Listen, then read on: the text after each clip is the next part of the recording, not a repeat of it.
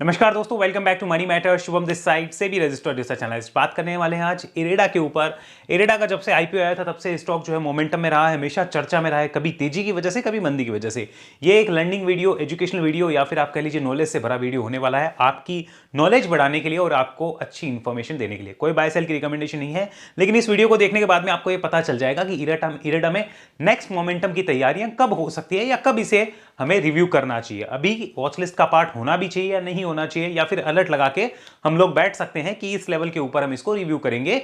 ये सारी चीजें आपको इस वीडियो में क्लियर हो जाएगी। लेकिन ध्यान रखिएगा, कोई रिकमेंडेशन नहीं है। अगर आप रिकमेंडेशन मानते हैं तो मेरी कोई जिम्मेदारी नहीं होगी, आपको भारी नुकसान हो सकता है। बिकॉज आप चीजों को सुने बिना समझे बिना अगर कोई भी डिसीजन लेंगे, आपकी अपनी जिम्मेदारी होगी। ध्यान में रखिएगा, ये वीडियो सिर्फ समझाने के लिए है। सबसे पहले इरेडा का पूरा एनालिसिस समझिए। आईपीओ आता है, आईपीओ के बाद में एक तेजी बनी, तेजी के बाद एक छोटा बेस ब्रेकआउट, ऊपर फिर नीचे, लगभग 44% करेक्शन। देन वहां से एक और जो फाइनल वेव लगती है, वो जो वेव लगती है उसमें सबसे ज्यादा लोग फंसते हैं, क्योंकि उनको लगता है ये स्टॉक फिर कभी नीचे आएगा ही नहीं। और उस वक्त अगर कुछ लोग अच्छे एनालिस्ट आपको बताएंगे कि नहीं ऐसा नहीं है, टाइमली प्रॉफिट बुक करना और ऊपर वाली जो एक 10-20% का मूव है उसको छोड़ देना, people will not believe about that. उनको लगेगा कि अरे अभी आने वाले टाइम में ऐसा होगा वैसा होगा, वो आपको उल्टा ज्ञान दे देंगे। So someone when someone gives you उल्टा ज्ञान, आप कहते हो भाई तेरे जो समझ आए वो कर, और फिर उनको समझ में नहीं आती कि अब करूं क्या। तो लोगों की फिर यह हालत होती है कि 50-60% स्टॉक करेक्ट हो जाता है, एंड आफ्टर 2-3 ईयर्स वो कोई रिटर्न नहीं देता। जैसे अभी जो भाव चल रहा है, अगर ध्यान से देखा जाए तो वही भाव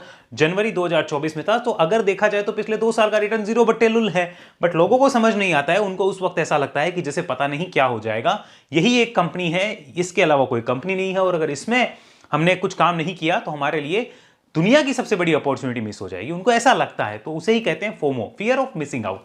राइट नाउ अगर देखा जाए तो अगर हम देख सकते हैं कि इसका फॉर्मेशन कैसा है, down trend consolidation, down trend consolidation, again down trend, again consolidation. अब ये एक बड़े इंपॉर्टेंट सपोर्ट जोन के पास आया है।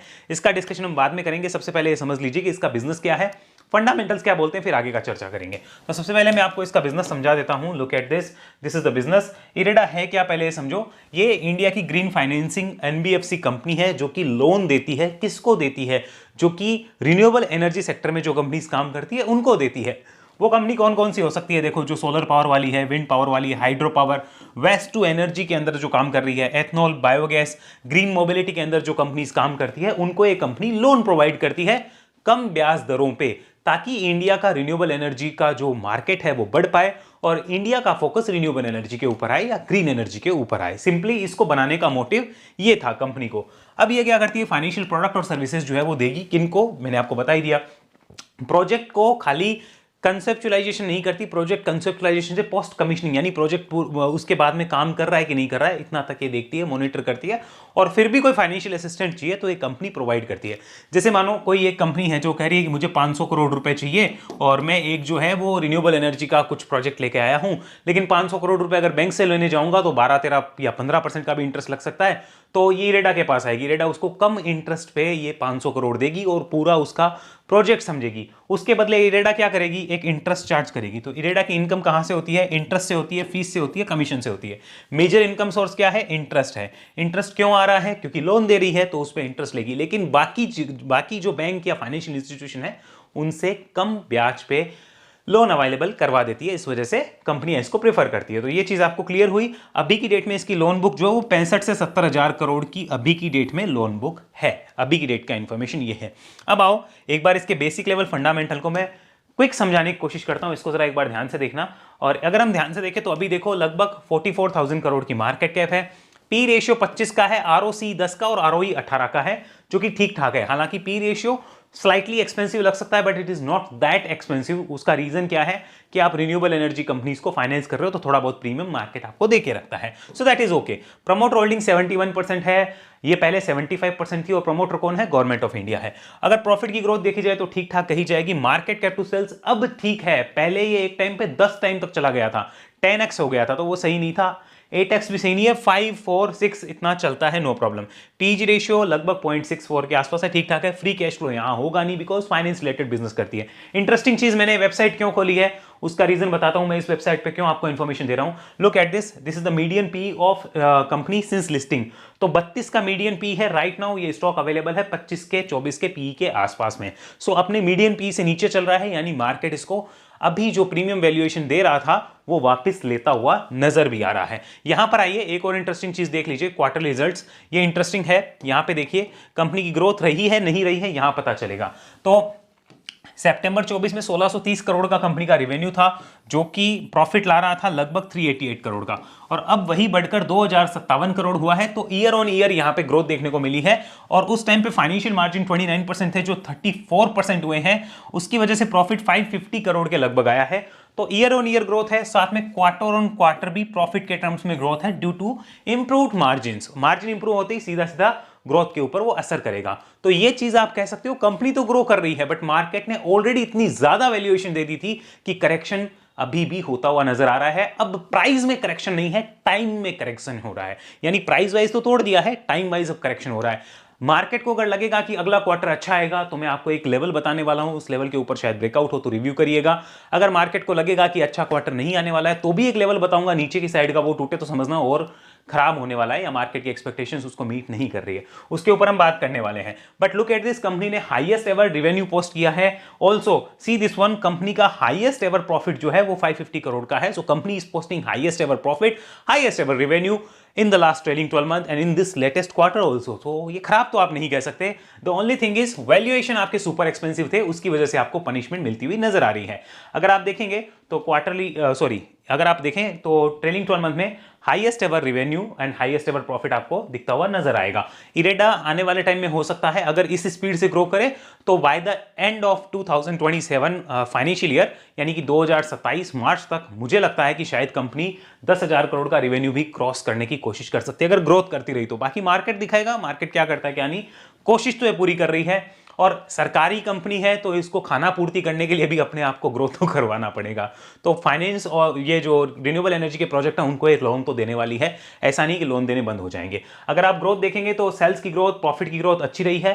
रिटर्न ऑन इक्विटी बैलेंस है, 16-17 के आसपास बैलेंस रिटर्न ऑन इक्विटी है। स्टॉक प्राइस CAGR फिलहाल होगा नहीं क्योंकि कंपनी को लिस्ट हुए 5 साल नहीं हुए, 5 साल होते हैं तो इन्फॉर्मेशन आती है। Now check the number of share holder, जो मैं आपको दिखाना चाहता हूं। यहां पे सबसे पहले देखिए प्रमोटर्स ने अपनी होल्डिंग कब बेची, मार्च 25 से जून 25 के बीच में। उस वक्त भाव क्या था वो भी हम डिस्कस करेंगे। और यहां पर अभी की डेट में 71% होल्डिंग है।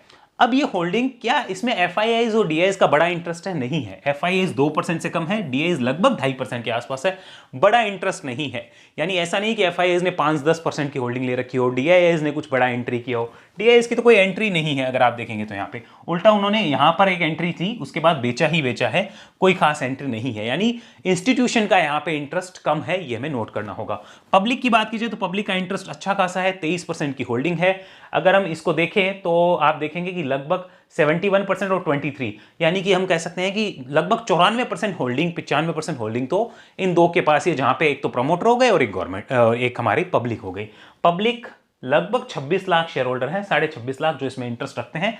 और अगर आप देखेंगे तो एक continuously number of share holder बढ़ते ही रहे हैं, कभी कम नहीं हुए हैं। मेजर यहां पे ड्रॉप जो है वो नहीं आया है। Let's have a look at this also, मैं आपको दिखाता हूं। इसकी जो लोन बुक है उसका थोड़ा सा आप एडजस्टमेंट समझिए, वो ब्रेकअप कैसा है उसको देखिए। सो लोन ब्रेकअप को आप देखेंगे तो सोलर एनर्जी जो प्रोजेक्ट्स हैं उनको 30% फंडिंग हुई है लोन बुक में।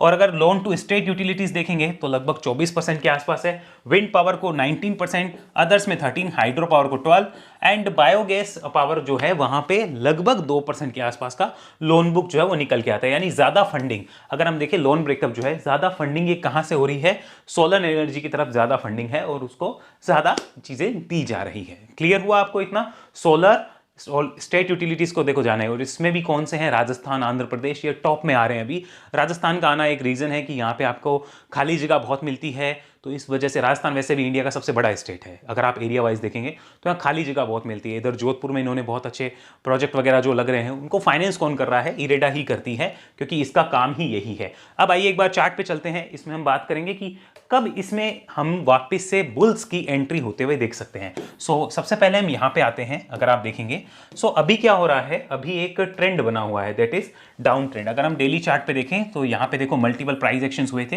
ये डाउन ट्रेंड है, एक साइडवेज ट्रेंड था, इसका अगर ब्रेकआउट होता तो हम कहते हैं कि ठीक है, वापस से अप ट्रेंड की तैयारी हो सकती है, बट ये बहुत छोटा बेस था। उसके बाद नीचे आया, ये बेस काफी अच्छा था और यहां पर इसका ब्रेकआउट हो जाता सक्सेसफुली। ब्रेकआउट का मतलब समझ लो, बहुत लोगों को नहीं पता। डेली क्लोज आनी चाहिए ग्रीन कैंडल की इसके ऊपर। अगर आप इंट्राडे ब्रेकआउट देखते हो तो उसके लिए आपकी मेंटलिटी बहुत अलग होती है, वो आपको सीखना पड़ता है। मैं 1 मिनट में वो नहीं समझा सकता, उसके लॉजिक बहुत अलग होते हैं। सो ब्रेकआउट का प्रॉपर मतलब आप तभी समझो जब वो डेली चार्ट पे उसके ऊपर क्लोज कर रहा हो। बाकी आपको ब्रेकआउट समझना है कि कैसे होता है कैसे नहीं, तो ये वाला वीडियो है, मेंबर्स ओनली वीडियो है। मेंबर्स को एजुकेशनल वीडियो मिलते हैं। ये ब्रेकआउट का वीडियो है कि ब्रेकआउट कैसे देखे जाते हैं, ब्रेकआउट की तैयारी कैसे होती है, ब्रेकआउट को यूटिलाइज कैसे किया जाता है, ब्रेकआउट को कैसे मैं वैलिड मानता हूं, मैं जैसे यूज करता हूं, वो मैंने इस वीडियो में एक्सप्लेन कर रखा है। आपको देखना है, मेंबरशिप ज्वाइन करके देख सकते हैं। वहां पे कोई बाय सेल की रिकमेंडेशन नहीं आएगी, मैं पहले ही बता रहा हूं। ओके, तो यहां पे ब्रेकआउट है कि नहीं है वो आपको इंफॉर्मेशन मिल सकती है। ओके, कि ये प्रॉपर था कि नहीं था। तो हमें दिख रहा है कि यहां से रिजेक्शन हुआ, फिर नीचे आया। अब देखो एक पॉइंट है जिसको ये बार बार टकरा रहा है, ये एक जोन है। इस जोन के ऊपर आना हम ये कह सकते हैं कि एक बार यहां पर बेयर्स की ग्रिप कम होके बुल्स की ग्रिप सॉलिड होने की कोशिश हो रही है। ओवरऑल देखोगे तो एक बड़ा सपोर्ट ये है, जिस सपोर्ट के पास फिर से आया है, यानी कि बड़े कंसोलिडेशन फेज को देखा जाए तो ये एक बहुत बड़ा कंसोलिडेशन फेज है, जो कि स्टार्ट हुआ था यहां पे February 25 से। और अगर हम देख लें तो अब एंड कब होगा हमें नहीं पता, हो सकता है दिसंबर, जनवरी, कभी भी जब भी एंड हो तो इसके ऊपर बड़ा जो ट्रेंड है वो मिलेगा। यहां पर हम छोटा सा कह सकते हैं कि एक बुलिश ट्रेंड की शुरुआत हो सकती है। That could be an early confirmation. Early confirmation ये होगा, यानी इंडिकेशन मान सकते हो आप। प्रॉपर कंफर्मेशन यहां इसके ऊपर होगा, बट स्टिल ये एक प्रॉपर पॉइंट हो सकता है जहां पे बुल्स इसको रिव्यू करेंगे डेली चार्ट के अकॉर्डिंग। इतना क्लियर हुआ? इसको एक लॉजिक से और समझो। Look at this, this is the long term moving average line, वो भी यहीं पे है। सो इसके ऊपर आना, सस्टेन करना, ग्रीन कैंडल की क्लोज करना, बुल्स को एक बार बुलाएगा कि रिव्यू करके देख लो। क्या मैं आपको ये बोल रहा हूं कि यहां बाय सेल की रिकमेंडेशन है? बिल्कुल नहीं बोल रहा हूं। आपको नुकसान हो सकता है, जिम्मेदारी मेरी नहीं होगी, मैं सिंपल आपको बता रहा हूं। तो इसके ऊपर बुल्स रिव्यू करेंगे। उसके बाद में जो भी नीचे बॉटम लगा होगा, जो कि यहां पे दिख रहा है कि 2-3 बार यहां पे इस प्राइस के आसपास लगा है, that should be an important support area for the bulls above this breakout. Okay, अभी नहीं है, अभी तो हो सकता है कि ये अगर एरिया नहीं कटता तो और फिर नीचे की तैयारियां हो और गेट और खुल सकते हैं। यानी अभी हमारे पास दोनों साइड के गेट ओपन है। We have to wait for that. हम क्या कर रहे हैं, हम मान लीजिए एक बुल है तो हम वेट कर रहे हैं कि आप इस रेजिस्टेंस जोन के ऊपर आओ तो हम आपको रिव्यू करेंगे।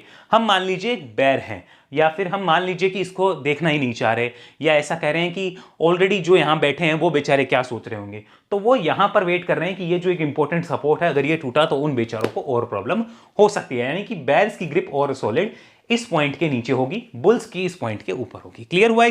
इतना समझ आया? अब आओ एक बार वीकली चार्ट पे चलते हैं। Have a look, this is the weekly data. आपको साफ साफ दिखेगा कि एक इंपॉर्टेंट सपोर्ट इन इस एरिया कैसे काम करता है। देखो 1 2 3, 3 बार यहां इस जोन पे सपोर्ट लिया, 1 2 3 4, 4 बार यहां हो गया, 7 टाइम्स इस एरिया में सपोर्ट ले चुका है। कितने बार? 7 टाइम्स। तो अब खुद सोचो, इस एरिया में अगर ये इसको तोड़ देता है, इन फ्यूचर अगर तोड़ता है, तो फिर आपको क्या उम्मीद है भाई? मुझे तो ये उम्मीद है कि फिर नीचे के जो सपोर्ट है वो खुल जाते हैं। मेरी छोटी मोटी जो नॉलेज है वो तो मुझे यही कहती है, बाकी पता नहीं, ठीक है। और ऊपर में अगर हम देखेंगे तो इस एरिया के ऊपर अगर जाता है तो एक छोटा सा बुल्स के लिए रिलीफ वाला काम होगा। बाकी बड़ा बुल्स के लिए रिलीफ चाहिए तो भैया ये एरिया के ऊपर आपको आना पड़ेगा, because this area has been acting as a multiple price action point for the support as well as for the resistance. आप दोनों साइड देख सकते हैं, पहले सपोर्ट भी बना है फिर रेजिस्टेंस भी बना है। सो हमें दोनों चीजों को बैलेंस करना होगा, चीजों को समझना होगा। क्लियर हो गया? आगे चलते हैं यहां पर मंथली चार्ट पे। मंथली चार्ट क्या बोलता है? सो मंथली चार्ट भी आपको बताएगा 1 2 3 4, 4 महीने 4 बार सपोर्ट। देखो यहां पर 1 2 3 4, 4 महीने का 4 बार सपोर्ट है। एक इंपॉर्टेंट चीज जो मंथली चार्ट पे आपको नोटिस करनी है, red candle, red candle, red candle, red candle. अब इस रेड कैंडल को एक बार यहां पे अटेम्प्ट हुआ था कि इसके हाई के ऊपर ग्रीन कैंडल की क्लोज आए, बट वो सक्सेसफुली फॉलो अप नहीं आ पाया। वापस रेड रेड, और अभी तक देखो कोई भी रेड कैंडल के हाई के ऊपर सक्सेसफुल क्लोज नहीं है। इस महीने भी अगर ये इसके ऊपर क्लोज करता है तो हम कह सकते हैं कि शायद ये सपोर्ट जो है वो बुल्स ने डिसाइड कर लिया है कि इसके नीचे नहीं जाना। और या फिर आप इसको उल्टे तरीके से कह सकते हो कि बेयर्स में इतनी ताकत नहीं है कि वो इस सपोर्ट को तोड़ पाए। राइट नाउ हम लोग वेट एंड वॉच वाले जोन में है कि शांति से बैठ के वॉच करो क्या हो सकता है क्या नहीं। जल्दीबाजी करने की जरूरत नहीं है, ये सिंपली ये चार्ट बोलना चाह रहा है। ओके, क्योंकि दोनों साइड बुल और बेयर दोनों की ही ग्रिप जो है वो अभी ना तो हम ये कह सकते हैं बहुत सॉलिड है, ना हम कह सकते हैं बहुत वीक है। ओवरऑल अभी तक बेयर्स की ग्रिप है, और बेयर्स की ग्रिप इस जोन के ऊपर थोड़ी सी कमजोर होगी और इस जोन के ऊपर पूरी ही कमजोर होती हुई नजर आ सकती है। इतना क्लियर हो गया? आपको समझ आ गया? तो ये था इरेडा के ऊपर कंप्लीट एनालिसिस एंड डाटा। उम्मीद होगी वीडियो समझ आया होगा। बिजनेस भी मैंने समझाने की कोशिश करी है, फंडामेंटल्स भी डिस्कस करें, और ये लास्ट जो टेक्निकल था ये देखिए मेरी जो आप कह सकते हो कि एक प्रीमियम कंटेंट है जो आपको मिलता है। सो इसको स्किप मत करना, देखना जरूर, इस पॉइंट के ऊपर रिव्यू करके चेक करो कि क्या चीजें हो सकती है क्या नहीं, और सीखने को आपको बहुत कुछ मिलेगा। मेरी तरफ से सिंपली इतना ही कहना है कि कोई बाय सेल की रिकमेंडेशन नहीं है, फिर भी आप अगर मानते हैं नुकसान आपका है, उसमें मैं कुछ नहीं कर सकता। अपनी अपनी समझ, अपना अपना जो एनालिसिस है वो होता है। एक स्टॉक अगर मान लो मैं डिस्कस करता हूं, एक बंदे का मैसेज आएगा थैंक यू सर मजा आ गया, दूसरे का आएगा अले मैं तो बर्बाद हो गया। तो अपनी अपनी समझ है, कौन कैसे उसको डील करता है, क्या करता है, कैसे चीजें देखता है। हमारी तरफ से कोई रिकमेंडेशन नहीं है। बाकी ऐसे एनालिसिस अगर आप मुझसे पर्सनली सीखना चाहते हैं 1-to-1, तो उसके लिए वेव एनालिसिस में आइए, जिसकी कॉस्टिंग रहती है 44,000। जल्दी हम ये रिकॉर्डेड फॉर्मेट में ला देंगे ताकि आप लोगों को कम कॉस्टिंग में अवेलेबल हो पाए। अभी 1-to-1 है तो कॉस्टिंग थोड़ी हाई रहती है, लेकिन जल्दी हमारी कोशिश होगी। तो उसकी इंक्वायरी करनी है तो आप इस नंबर पर संपर्क कर सकते हैं, व्हाट्सअप करिए मैसेज के थ्रू। और अगर आप हमारी सेबी रजिस्टर्ड सर्विसेज को ज्वाइन करना चाहते हैं, जहां पे हमारी एसटीपी स्विंग एंड मोमेंटम, जहां रेगुलर चेंजेस होते हैं स्विंग के रिलेटेड, हमारी जो पिक्स है वो आती रहती है, तो उसके लिए आप हमें एसटीपी स्विंग एंड मोमेंटम, उसके लिए आप इस नंबर पे व्हाट्सअप करिए। और हमारी इन्वेस्टमेंट सर्विसेज जहां ज्यादा चेंजेस नहीं होते, जहां हम सिंपली 6, 12, 18 महीने के लिए आराम से हमारे इन्वेस्टमेंट के जो रिसर्च है वो आपके साथ शेयर करते हैं, अगर आप चाहें उसको ज्वाइन करना तो भी इस नंबर पर संपर्क कर सकते हैं व्हाट्सअप मैसेज के थ्रू। और नंबर पर संपर्क नहीं करना चाहते हैं, डायरेक्ट वेबसाइट पर जाइए shubhtechnical.com, जिसका लिंक नीचे आपको डिस्क्रिप्शन में मिलेगा। रिसर्च सर्विसेज पे चले जाइए, आप वहां जाके भी सारी चीजें पढ़ सकते हैं, ज्वाइन करना चाहें ज्वाइन कर सकते हैं। और इस वीडियो के थ्रू तो आपको लर्निंग मिलती रहेगी। अगले वीडियो तक के लिए फिलहाल इतना ही, अभी के लिए इतना ही, अगले वीडियो मिलेंगे। धन्यवाद, जय हिंद, जय भारत।